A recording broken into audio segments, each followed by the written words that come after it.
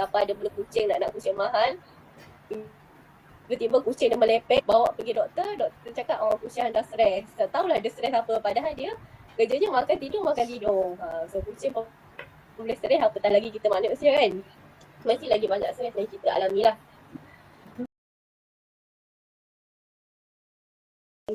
Ketiga adalah tajuk menangani tekanan dalam kehidupan moden. Okay, sebab tak ada speaker malam ni, saya sediakan PowerPoint lah sikit mengenai stres atau tekanan lah dalam kehidupan kita. Ini saya ambil daripada internet je untuk sebagai perkongsian kita. Okay, apa itu stres atau tekanan? Stres atau tekanan adalah tindak balas fizikal, emosi dan mental seseorang terhadap perubahan atau tuntutan ke atas sesuatu. Jadi biasa orang sedia maklum lah, tekanan atau stres ni dia tak jadi secara dia terjadi tidak ada perubahan yang melibatkan fizikal, emosi dan mental kita. Dia selalunya kalau kita tahu bila ada dalam zon selesa, kita tak rasa apa-apa, tapi bila kita keluar daripada zon selesa kita akan mula stres. Okey, stres tu bahaya atau tidak? Kalau mengikut kajian, stres ni tak bahaya pun. Cuma dia dibahagikan kepada 3. Okey. Bila stres tu rendah, hasil kerjanya juga rendah kerana kurangnya motivasi dan tumpuan kepada kerja. Okey, tapi bila stres tu tinggi, dia akan mengalami tekanan yang menunjukkan tanda-tanda stres yang akan menyebabkan seseorang tu mengalami pelbagai simptom-simptom yang membahayakan diri dia sendirilah. Yang tu nanti kita tengok pada slide seterusnya. Okey, stres bukan adalah yang paling baik kerana ia akan meningkatkan motivasi dan perkembangan hidup seseorang itu. Okey, so saya nak tanya yang 1, 2, 3, 4, 5 dalam 5 orang ni, di manakah stres anda pada waktu ini? Pada waktu inilah, pada malam ini. Azri, apa maksud? Paling atas ke paling rendah ke paling sederhana? Dah ujung-ujung lah, dah ujung-ujung. Dah hujung tanduk dah. Dah ujung tanduk dah. Tanduk, okey. Tapi sebab duduk kat luar macam bahagia je tu. Korang stres ni, tak baru ambil hotel kan? Tengah stres. Tengah stres kan ni. Itu menyebabkan anda mengalami tahap simptom sampai muntah ke, tak lalu makan ke? Makan banyak tapi tak kenyang-kenyang. Oh, tak kenyang. Okay, masalah juga. Atau takut makan tak baca doa? Baca. Buat makan tak apa. Maka kita orang makan berfikir, so dia jadi stres lah kat situ. Oh, jadi dia tak makan ni macam tak sampai otak lah Betul. Dia tak connection. Otaknya tak connect dengan perut. Jadi dia tak tahu otak tu dah tak baca perut tu dah berisi ke belum. Minum. Okay. Minum dulu. Okay, next slide Imran.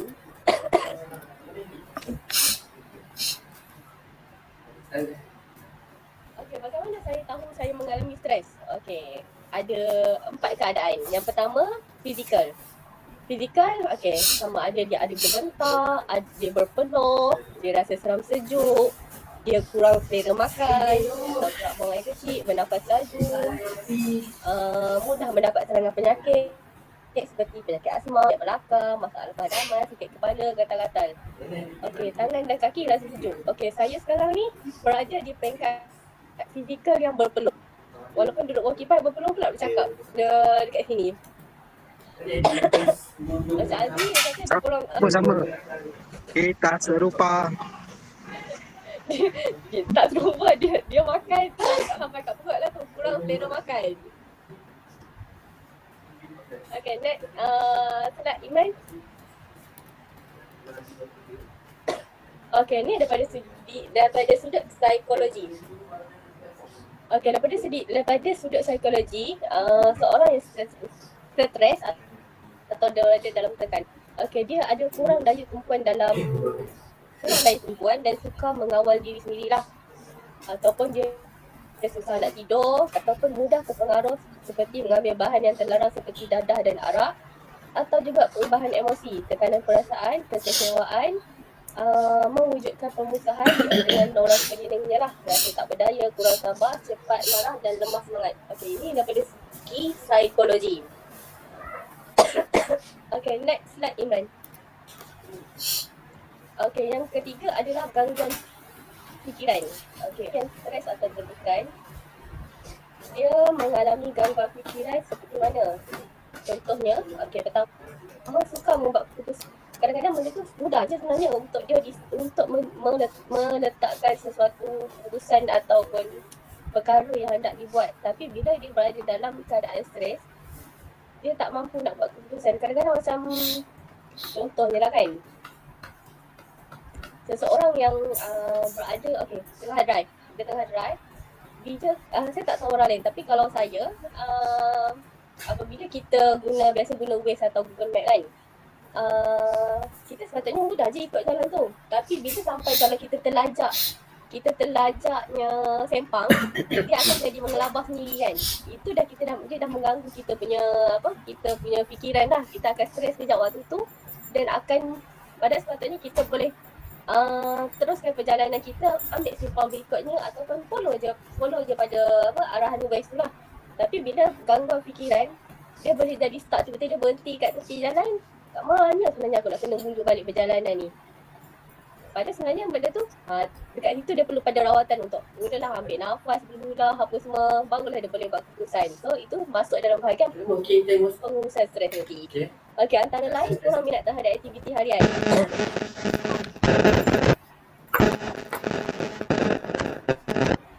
Okay, kurang minat terhadap aktiviti harian. Seseorang yang melakukan kefikiran biasanya ada Tuan Munaim. mungkin antara kita akan ada aktiviti harian yang menjadi rutin. Tapi bila sampai satu tahap, aktiviti harian tu kita tak buat. Mungkin kalau biasanya kita akan buat seperti biasanya pagi kita baca buku, tiba-tiba pagi tu kita tak baca buku sebabnya stres. Dah tak boleh nak buat apa, otak dia dah blank lah. Okay, gangguan fikiran lain adalah pemikiran positif yang tergantung pula ayat dia ni. Pemikiran positif itu terganggu stres. Okay, yang lain tidak merasa tercabar terhadap situasi yang sukar. Sering berfikiran negatif. Okay, bila sering berfikiran negatif ni, dia kemudian hilang keyakinan diri, hilang tumpuan, penurunan kekuatan mental dalam menghadapi perasaan, bingung, takut dan kecewa serta cepat marah. Okay, ni antara bentuk gangguan fikiran lah bila seseorang tu mengalami tekanan atau stres. Okay, next slide Iman.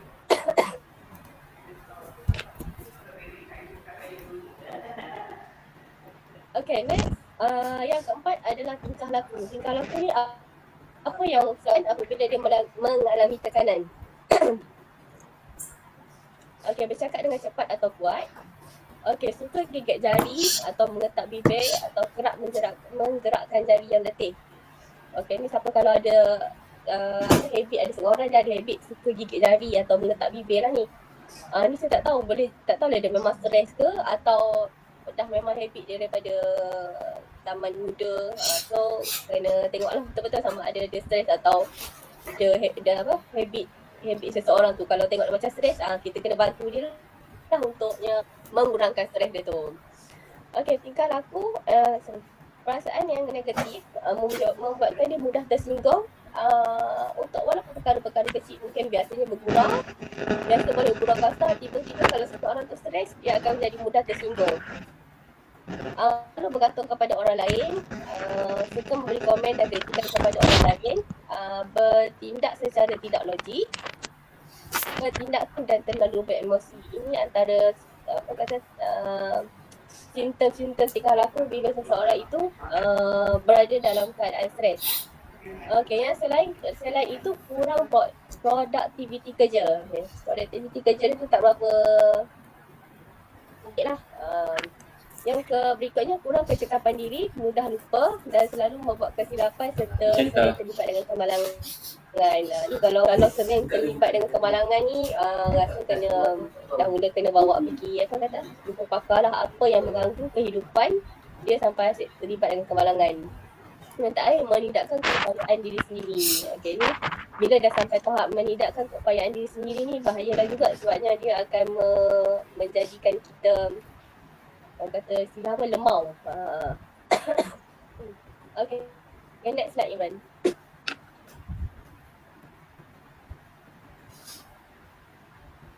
Okay, apa punca tekanan ataupun stres dalam kehidupan itu? Okey, punca tekanan biasanya adalah sesuatu yang menyebabkan kekecewaan lah. Macam kita tengok definisi tadi, stres tu adalah perubahan pada sesuatu perkara lah yang menyebabkan emosi dan pelbagai perkara lah. So, bila benda ni berlaku biasanya kekecewaan. Tak ada orang gembira stres, jarang lah. Stres sebab gembira, macam tak munasabah lah. Okey, kekecewaan ini boleh didefinisikan sebagai perasaan yang timbul apabila kita gagal memperolehi sesuatu keinginan disebabkan sesuatu halangan. Okey, sesuatu kekecewaan mungkin tidak akan menyebabkan tekanan. Tetapi apabila berlaku kekecewaan berulang kali, ia akan menyebabkan kita merasa tertekan. Okey, secara amnya terdapat 5 bentuk halangan yang boleh menyebabkan seseorang itu merasa kecewa. Okay. Secara amnya lah ada 5 bentuk halangan. Yang pertama, kelewatan. Kelewatan iaitu berkaitan usaha mencapai sesuatu matlamat. Contohnya, seorang yang masih gagal mendapat pekerjaan akan rasa kecewa apabila kawan-kawannya telah mendapat kekecewaan. Ini contoh kelewatan lah kalau kita tengok. Kalau pernah mengalami zaman belajar dulu atau zaman selepas kita habis belajar, kita akan ada kekecewaan bila kita tengok kawan-kawan kita semua dah dapat kerja, kita masih mencari-cari lagi. Okey, yang kedua, kekurangan sumber. Apa itu sumber? Ia berkaitan dengan usaha untuk mencapai sesuatu. Contohnya, seseorang yang ingin membeli sebuah kereta tetapi terpaksa dipandangkan dulu hasilnya disebabkan masalah keuangan. Okey, ini kekurangan sumber. Yang ketiga, kegagalan iaitu dalam segenap bidang disyukuri sama ada pendidikan, percintaan, pekerjaan, perkahwinan, malah apa sahaja yang mengancam harga diri dan nilaian diri. Okey, ini antara faktor lain lah. Yang ni bersifat harga dan nilai diri kita lah yang menyebabkan kita rasa down lah kalau kita gagal untuk mendapatkan sesuatu perkara tu. Yang kelima, yang terakhir adalah kesunyian. Kesunyian dalam konteks sendirian ataupun dalam konteks kumpulan merupakan punca kekecewaan yang penting. Setiap individu memerlukan individu lain untuk interaksi dan kasih bagi mencapai keharmonian hidup. Sekiranya keperluan asas ini tidak dipenuhi dan dicapai, individu tersebut akan mengalami kekecewaan. Okey, ni antara punca tekanan hidup lah secara amnya. Kalau kita pergi lebih detail nanti banyaklah pula. Okey, berikutnya next slide. Iman.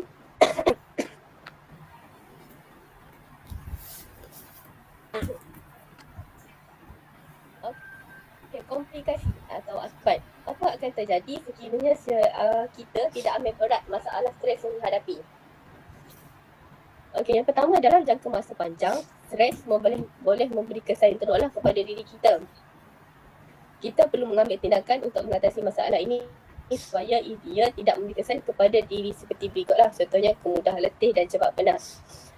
Okey, antara akibat lain jika kita tidak mengambil berat masalah yang dihadapi adalah kekecewaan itu tadi. Yang ketiga, hilang semangat atau burnout. Okey, ini adalah secaranya lah akibat pengurusan stres yang tidak dibuat atau tidak diambil kisah oleh individu itu apabila dia mengalami stres dalam jangka masa yang panjang. Okey, next slide Iman.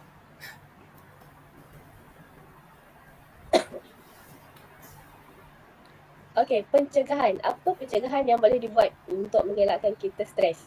Okey, apa yang perlu saya lakukan untuk mengurangi stres? Okey, pertama, kita tanya diri kita. Pertama, kita kena pasti dulu apakah kita stres. Jika ya kita stres, apa yang perlu kita lakukan untuk mengurangkan stres? Yang kedua, kita perlu menerima kenyataan yang kita mengalami stres. Stres ni adalah bagi orang perkara normal lah kan. Stres tak ada orang kata dalam dunia ni manusia tak ada yang stres. Alangkah kucing yang makan tidur pun tiba-tiba boleh doktor sahkan dia stres. Kalau siapa ada bela kucing nak kucing mahal, tiba-tiba kucing dia melepek, bawa pergi doktor cakap kucing anda stres. Tak tahulah dia stres apa, padahal dia kerjanya makan tidur. So kucing pun boleh stres, apatah lagi kita manusia kan. Mesti lagi banyak stres yang kita alami lah. Okey, apa kita perlu kenal pasti punca menyebabkan kita stres. Okey, kena pasti dulu apa punca stres. Macam Azri tadi, punca stres apa Azri? Tak dapat tempat ke tak cukup makan? Alif? Saya banyak berfikir ketika ini. Oh, okay. Punca stres dia adalah otak dia lah. Otak fikir, terlampau berfikir. Patutnya dah ada makanan tu, yang dia perlu fikir adalah makanan tu.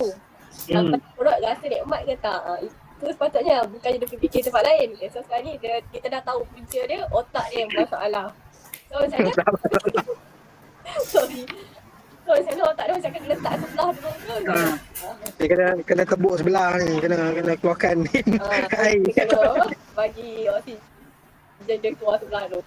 Okay, yang berikutnya, pelajarilah teknik dan kaedah pengurusan stres. Okay, nanti kita tengok pada next slide-nya.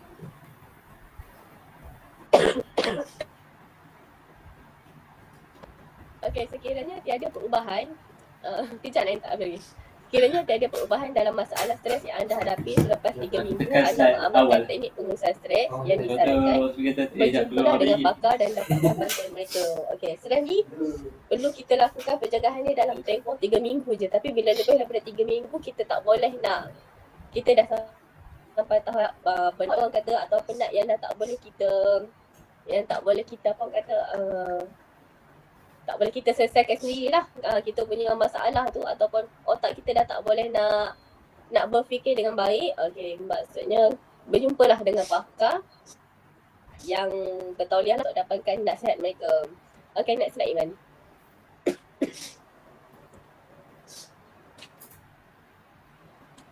Okay, 10 cara mengurus stres dan mengawal tekanan darah. Biasanya bila stres ni akan ada tekanan darah lah, menyebabkan tekanan darah tinggi. Sebab tu kalau kita pergi klinik, doktor nurse akan cek dululah tekanan darah kita sama ada dalam keadaan normal, tinggi ataupun rendah. Okay, biasa bila yang melibatkan stres atau tekanan ni, ia akan membawa kepada bila tekanan darah kita tak normal, itu yang bawa kepada 3 penyakit lain lah, penyakit jantung dan penyakit apa semua tu. Okay, yang pertama, amalkan pengurusan masa. Okay, luangkan masa yang secukupnya untuk setiap tugasan. Sikap realistik membantu anda menilai masa yang diperlukan dan elakkan diri daripada melakukan sesuatu dalam masa yang singkat. Okay, biasanya orang kata kadang-kadang stresnya kadang masa tak cukup lah. Kita tak dapat menyiapkan sesuatu kerja yang diberikan kepada kita dalam masa yang telah ditetapkan. So, kita kena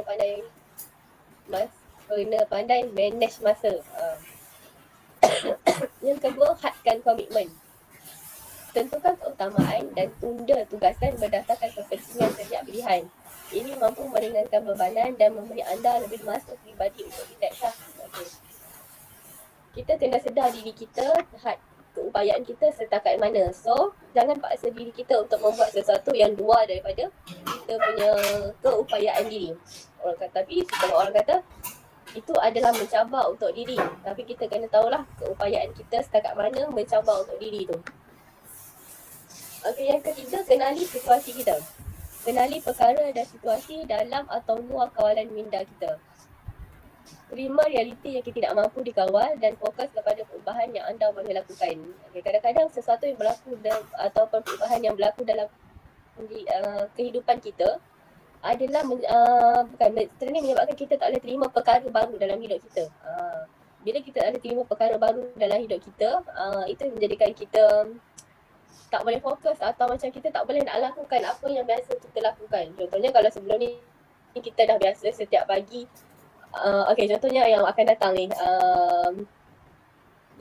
apa contoh dia? Okay, contohnya biasa setiap pagi kita akan memulakan tugasan kita dengan bersenam. Okay, contohnya.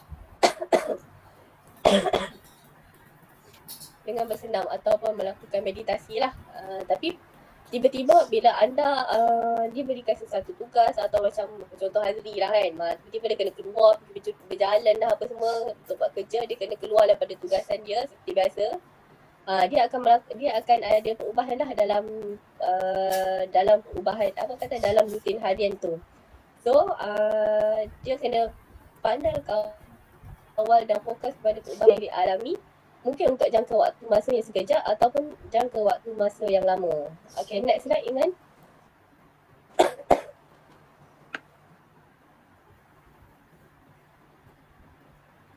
Okay, yang keempat, selesaikan segera. Okey, kenali masalah yang kita ada, atasi dan ambil langkah penyelesaian yang sewajarnya. Minta bantuan jika anda memerlukan. Okey. Masalah yang datang tu perlu diselesaikan segera, tak boleh bertangguh. Okey, bila bertangguh tu yang jadi masalah. Kerja tak selesai dan menambah tekanan atau stres dalam kehidupan kita. Okey, yang kelima, ambil masa untuk relax. Okey, tarik nafas dan rehatlah selama 15 hingga 20 minit dalam suasana yang tenang. Okey, ambil masa. Orang kata apabila seseorang tu mengalami tekanan atau stres tu, apabila dia sedar dia mengalami stres ataupun tekanan, yang ni biasanya bila dia sedar pernafasan dia tak teratur, dia mula bercakap hilang fokus. Okey, waktu ni tarik nafas, rehatlah hingga 15 hingga 20 minit dalam suasana yang tenang untuk kembalikan pemikiran kita ni supaya tenang dan boleh membuat keputusan dengan betul. Kadang-kadang bila oksigen tak sampai ke otak, itu yang kita tak dapat membuat keputusan dengan baik. Dah kena tengok esok kan. Okey, yang keenam, menjalinkan hubungan yang positif. Okey, rapatkan hubungan yang menyokong dan menjaga pribadi positif kita. Okey, ni cari circle yang positif dan circle yang baik lah, supaya bila kita ada suruh dorang promo positif, insyaAllah diri kita juga pasal lepas Isyak ada promo mula positif dan pemikiran kita juga akan positif, serta pemikiran kita juga pun boleh jadi positif kerana hubungan ataupun circle yang kita ada adalah circle yang positif. Orang tahu kan, yang semua ketujuh, yang circle dalam aktif. semua daftar masuk. Tapi makin berat Circle aktif sertai sebarang aktiviti fizikal yang anda ada suka, senaman yang membantu menegakan stres anda. semua rezeki surau. Orang kata aktiviti fizikal ni kalau seseorang tu boleh seseorang yang mengalami stres, okey, saya tak tahu orang lain, tapi kalau saya betul, bila kita stres, bila kita dapat turun pergi ke taman, buat aktiviti fizikal tu, berlari ke, berjalan ke, okey, ni antara yang bantu melegakan stres kita lah. Sebab apa? Waktu tu bila kita mula menghidup udara dengan tenang, dia dapat melancarkan peredaran darah kita dan menstabilkan hormon kita lah untuk mengatasi stres yang kita hadapi. Okay, next slide. Next slide.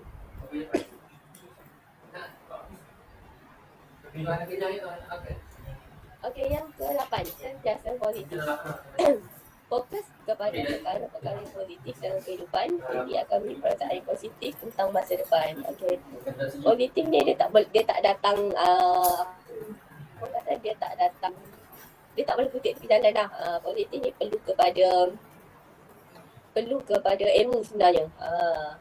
Untuk berfikiran positif kena ada ilmu. Barulah bila kita ada ilmu, barulah kita akan dapat berfikir dengan jernih dan tenang mengenai masalah atau kehidupan kita yang akan datang lah. Okey, yang ke-9, lakukan aktiviti kegemaran. Okey, apa itu aktiviti kegemaran? Maksudnya luangkan masa kita untuk melakukan aktiviti seperti hobi. Jika kita ada hobi, buat apa yang hobi kita suka.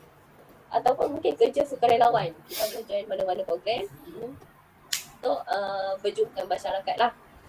Ataupun secara di sebalik tabir. Okey, luangkan masa untuk orang tersayang atau perkara lain yang membawa bahagian kepada diri kita. Buatlah rancangan yang kita akan menikmati kerana ia merupakan kunci kepada kehidupan yang bebas dan penuh bermakna. Okey, terakhir adalah amalkan diet yang seimbang. Dengan mengamalkan diet seimbang, ia akan mengekalkan nutrien penting yang diperlukan oleh tubuh untuk membantu mengurus stres dan mengekalkan tekanan darah yang sihat. Okey. Diet seimbang ni ramai orang selalu terlepas pandang lah. Seorang saya kata bila stres makan.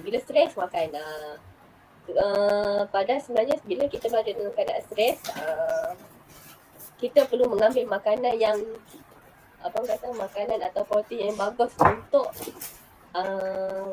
kesihatan jantung kita, otak kita, supaya dia membantu membebaskan atau melancarkan hormon yang baik untuk tubuh badan kita. Supaya kita dapat berfikir dengan lebih tenang lah. Sebenarnya amalkan diet seimbang ni bila orang yang mengamalkan diet yang seimbang ni, kalau dia sentiasa memang mengamalkan kehidupan diet yang seimbang ni, ialah orang kata kunci kepada pengurusan stres tu sendiri. Sebabnya pemakanan yang baik akan menyebabkan tubuh badan Pemakanan yang baik menyebabkan tubuh badan kita baik, menyebabkan otak kita dapat berfungsi dengan baik. So, dekat situlah kepentingannya mengamalkan diet yang seimbang supaya kita tidak berada dalam kategori yang menjadikan kita masyarakat obesiti. Okey, saya rasa setakat itu saja pula yang dapat saya kongsikan pada malam ini. Ada tambahan lagi ke daripada sahabat-sahabat lain mengenai pengurusan stres sebelum kita tutup kita punya Yaduk Ulia malam kita?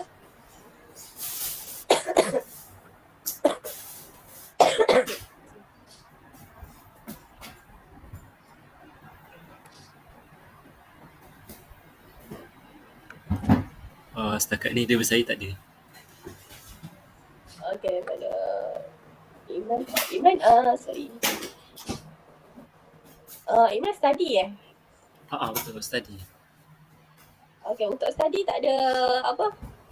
Bila masa yang selalunya akan ada waktu-waktu stres kan? Biasanya kalau tu, bilakah waktu tekanan stres tu yang paling tinggi? Yang paling tinggi biasanya kalau nak buat macam kalau dalam research, biasanya dia ada bahagian development. Maksudnya nak buat suatu model lah. Jadi bila kita dah buat sampai habis model tu, lepas tu kita nak run. Maksudnya kita nak run lah model tu. Nak tahu sama ada okey ke tak. Tapi tak boleh run.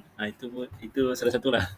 Yang kedua, waktu nak cari sumber-sumber lah, reference untuk research tu. Itu pun sebab nak cari tu susah sikit lah. Sebab nak cari yang seakan sama tu memang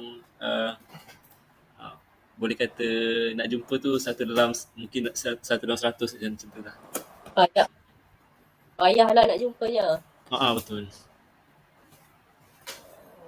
So biasa bila macam tu mesti ada sampai apa kata macam stres yang akan datang sekejap kan. So biasanya apa yang Imran lakukan untuk macam yelah nak mencari sesuatu tu bukan tak semestinya akan cari straight terus tak kan, mesti akan ambil masa dalam beberapa hari. So apa yang dilakukan dalam tempoh masa tu? Biasanya apa aktiviti yang selalu dilakukan atau dilakukan? Biasanya kalau dah start tu berhenti lah. Biasa berhenti lepas tu buat kerja lain. Ataupun biasa tidur lah. Akan tinggalkan. Biasanya macam tu lah kan, tinggalkan fokus pada benda lain pula kan? Betul. Betul. Okey, ada tambahan daripada sahabat-sahabat lain untuk pengurusan stres pada malam ni? Ataupun ada nak berkongsi tentang kehidupan dengan stres? Kita hanya boleh jadi pendengar setia je lah.